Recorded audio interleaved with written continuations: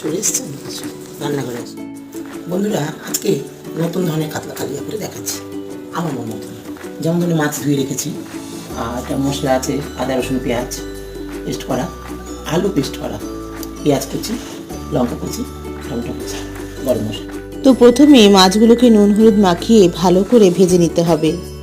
না হওয়ার পর তেলে তেজপাতা এবং পেঁয়াজ কুচি, টমেটো কুচি, লঙ্কা দিয়ে আলু বাটাটাকে দিয়ে দিতে হবে। তা ভালো করে সাঁতলে পেঁয়াজ বাটা, আদা বাটা, রসুন বাটা ভালো করে দিয়ে দিতে হবে। তবে একে একে লবণ, হলুদ, লঙ্কা গুঁড়ো, জিরে গুঁড়ো দিয়ে ভালো করে সাঁতলে নিতে হবে।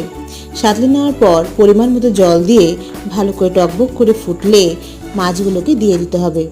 তারপর গরম মশলা বাটা। দেখুন ঝোলটা কি সুন্দর ঘন হয়ে গেছে, জিভে জল এসছে নিশ্চয়ই। একদম রেডি, চটজলদি অন্য ধরনের